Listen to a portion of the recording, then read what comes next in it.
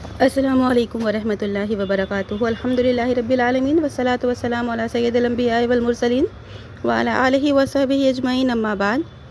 اللہ کی یہ سب سے بڑی نعمت ہے کہ اس نے ہمیں اسلام کی دولت دی اور اپنے نبی محمد رسول اللہ صلی اللہ علیہ وسلم کی امت بنایا اور ہماری ہدایت کے لیے قرآن پاک نازل فرمائی۔ اسی کتاب ہدایت قرآن پاک اور اس کے رسول محمد رسول اللہ صلی اللہ علیہ وسلم کی حدیثوں سے آپ کو یہ بتانے کی کوشش آج میں کروں گی کہ والدین یعنی ماں باپ کے ساتھ اچھا سلوک اور ان کو راضی اور خوش رکھنے کے لیے ہمیں کیا کرنا چاہیے اور کیوں کرنا چاہیے۔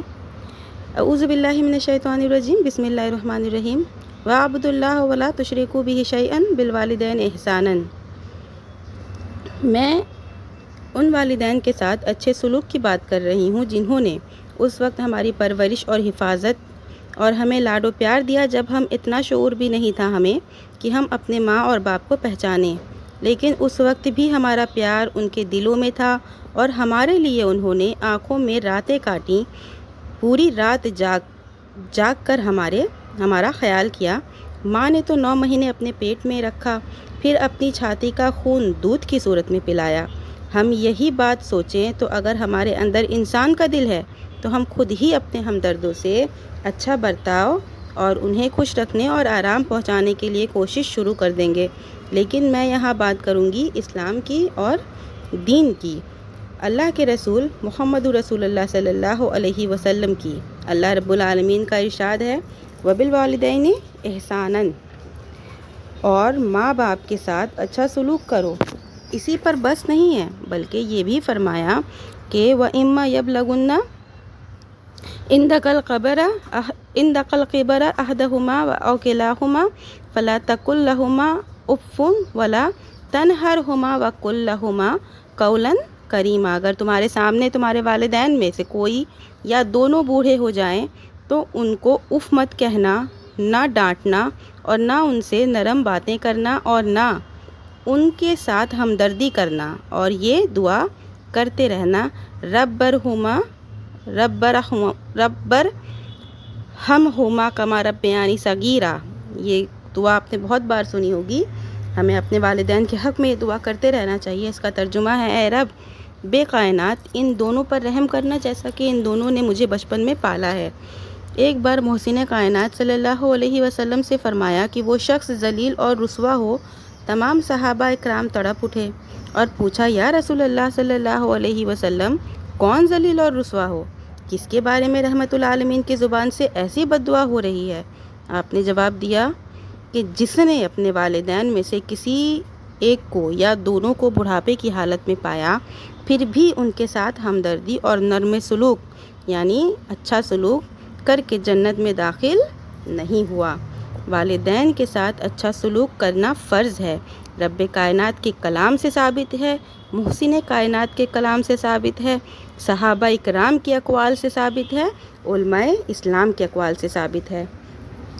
جس کے والدین ناراض ہو گئے اس سے پروردگار بھی ناراض ہو جاتا ہے۔ میں حوالے سے بتا رہی ہوں، ترمذی شریف اٹھاؤ، جلد ثانی اور صفحہ نمبر 12 پر دیکھو۔ حضرت عبداللہ بن عمر کی یہ روایت ملے گی کہ رحمت العالمین نے فرمایا رضا الربی فی رضا الوالدین وسخط الربی فی سخط الوالد۔ والدین کی رضا اللہ کی رضا ہے اور والدین کی ناراضی اللہ کی ناراضگی ہے۔ اگر کسی سے اس کے والدین راضی ہیں تو رب کائنات بھی راضی ہے، محسن کائنات بھی راضی ہے، صحابہ اکرام بھی راضی ہیں، ملائکہ بھی راضی ہیں، اور اگر ناراض ہیں تو اس پر اللہ کی لعنت ہے، نبی کی لعنت ہے، فرشتوں کی لعنت ہے، صحابہ اکرام کی لعنت ہے۔ ذرا غور کریے گا باتوں پر۔ والدین کی بے ادبی اور انہیں ناراض کرنے پر اللہ اور اس کے رسول کی لعنت، اور انہیں پیار کی ایک نظر سے دیکھ لیا جائے تو ایک حج کا ثواب۔ بات میری نہیں، میں نبی صلی اللہ علیہ وسلم کی بات کر رہی ہوں۔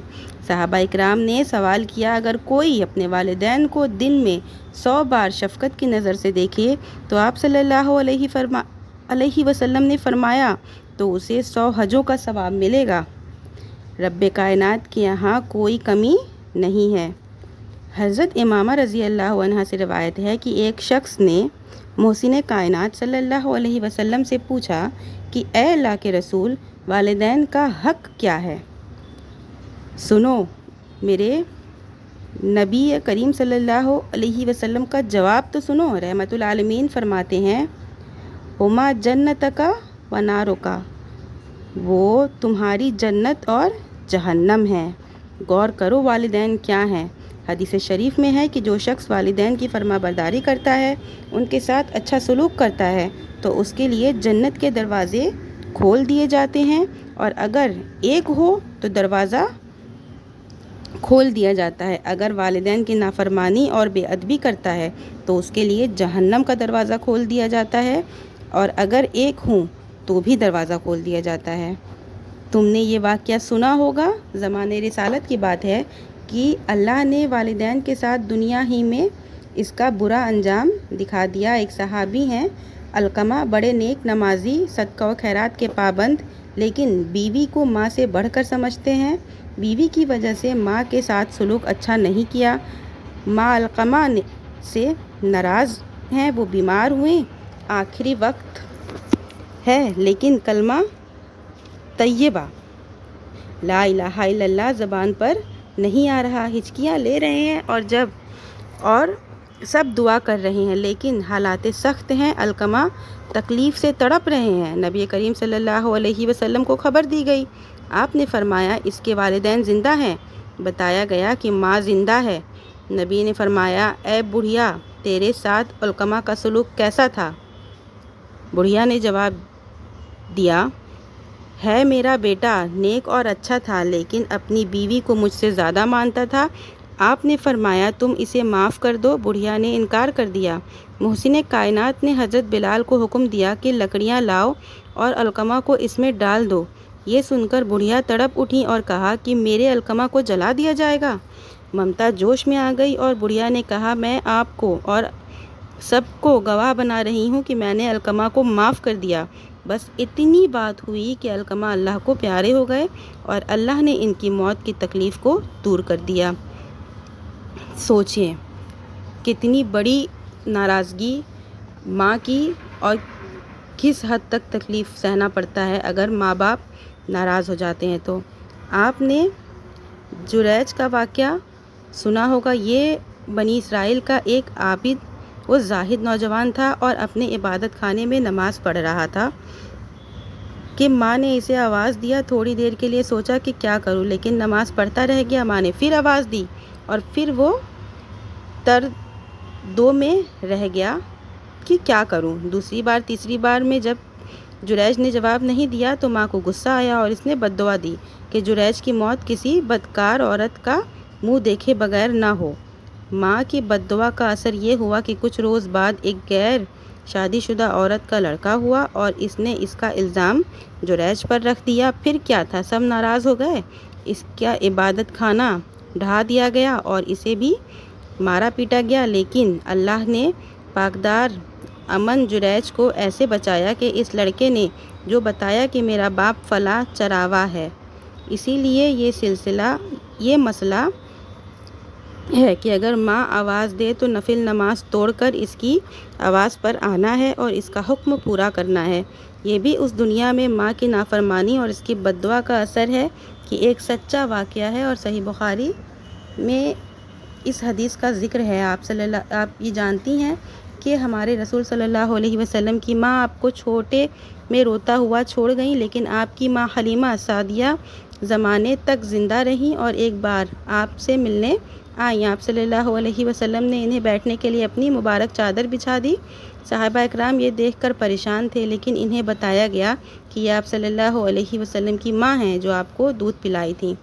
نبی اکرم صلی اللہ علیہ وسلم کی چادر مبارک پر بیٹھنا بڑی عزت اور رشک کی بات تھی، اور یہ عزت نبی کی ماں کو ملی، حلیمہ سعدیہ کو ملی، جس نے پیارے محمد رسول اللہ صلی اللہ علیہ وسلم کو دودھ پلایا تھا۔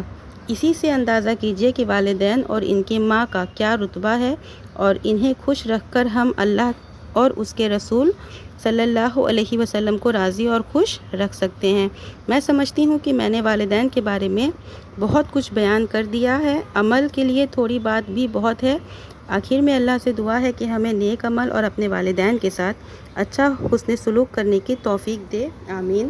آج جمعہ کا روز ہے، کثرت سے نبی کریم صلی اللہ علیہ وسلم پر درود بھیجیے، اپنی دعاؤں میں مجھے بھی یاد رکھیے گا۔ ملتے ہیں نیکسٹ ویڈیو میں۔ ویڈیو اگر اچھی لگی تو مجھے کمنٹ میں ضرور بتائیے گا۔ وعلیکم السلام ورحمۃ اللہ وبرکاتہ۔